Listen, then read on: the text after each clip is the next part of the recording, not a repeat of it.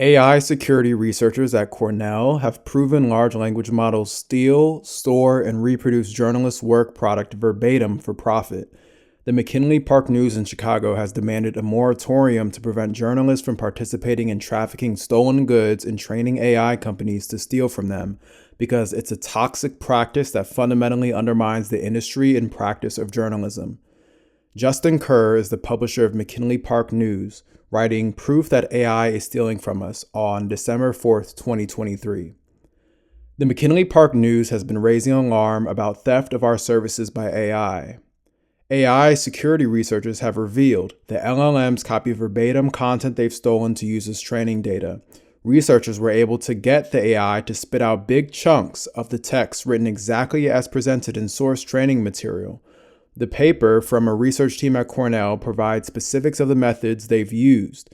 This research demonstrates implications for security, confidentiality, and copyright in theft of service. LLMs have stolen and stored our and others' work product outright, which is then leveraged into for-profit services that compete directly against us. AI services are nothing more than giant plagiarism engines. We demand a moratorium on AI. Journalism institutions that don't refrain are not only training others to steal from us, they're participating in toxic activity that fundamentally undermines the industry and practice of journalism. This article has three key implications.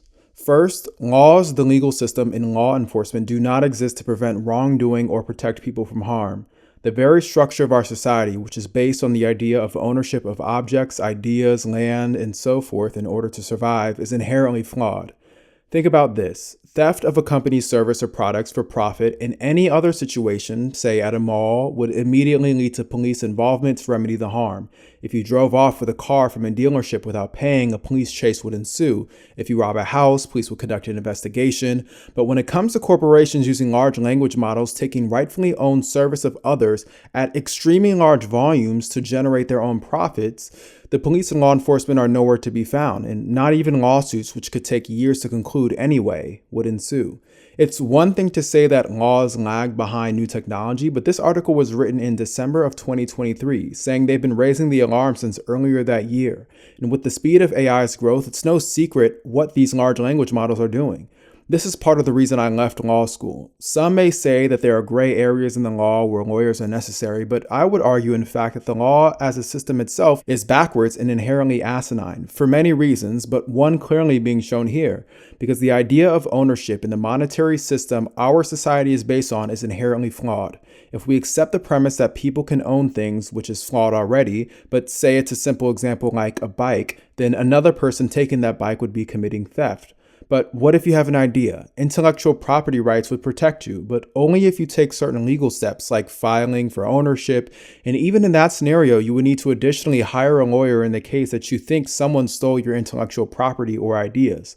And in a world where this exists, it's inherently flawed to say that people must work to earn a wage or make money in an honest job to be able to pay for their own food, when mass theft of ideas, images, likeness, audio, etc., without people's consent is leading to mass profit of private companies.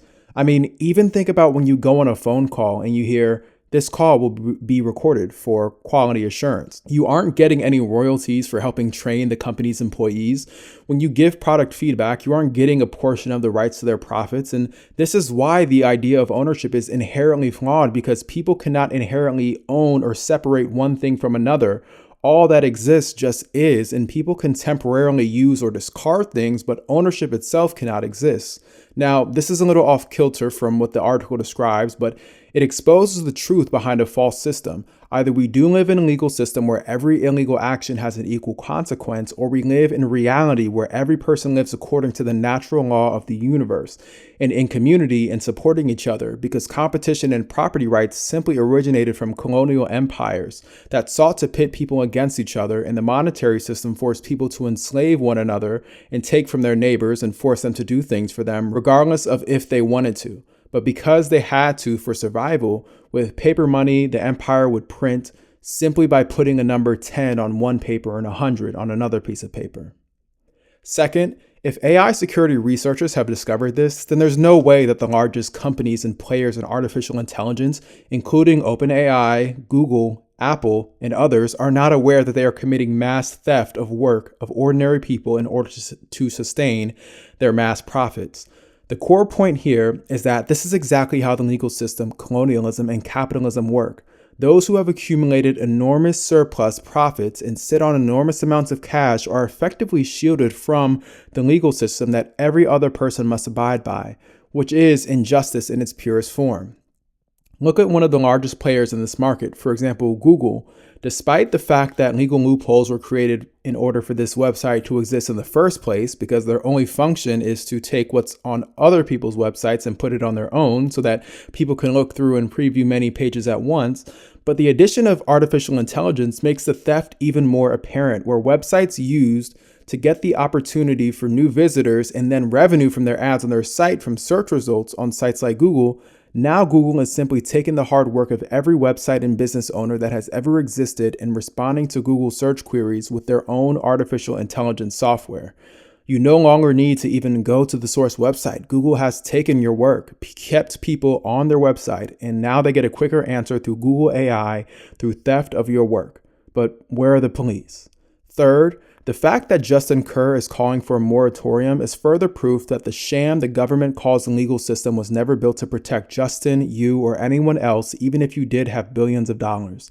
You could think of a moratorium in a legal sense as an injunction, which is a legal tool, a court order requiring a person to do or cease doing a specific action. So not only would Kerr's allegations require legal action to temporarily or permanently stop the theft of large language models to power AI, but even if Kerr did have the most money and the best legal team, it would still move at a snail's pace to even get to the point where an injunction would be ordered, whereby at that time there really is no amount of money that would be accurately sufficient to be repaid, because in reality, all of this work is priceless or worth an infinite amount of money. The false value that we give to things for money has no reflection of the actual value of the items or its lifetime value. No large language model could work without every individual letter and word put into it. Sure, you can make arguments for what is more important than others, but again, this is why the sham called the legal system fails, because it comes down to people making what they believe to be our rational arguments to justify a specific outcome, essentially playing as if they are gods, the creator of the universe, in order to get a certain outcome. This again would prove my earlier point about the fact that there really only is and should be natural law, and that ownership does not exist, because in this situation, either Justin should be able to take matters into his own hands to do anything he needs to stop this stealing, or it wouldn't matter if AI took it, because the profits would be shared among society, because everyone has contributed and everyone should therefore have a right to its benefits instead of just a few people who have happened to do work that they would argue is more essential to the final product, like writing the code, hoarding those benefits. No one thing is more valuable than the other because all things are interconnected and based on each other to survive, in the same way that breath works with the trees, in the same way that you look at the human body and you look at the earth and you look at societies. In summary, this article exposing how Cornell AI researchers have proven that large language models are stealing, storing, and reproducing journalists' work for profit demonstrate on a foundational level that the rules-based society we live in was never and will never be sufficient to contain so-called stealing, because original ideas are just ideas we make based on other ideas we already know.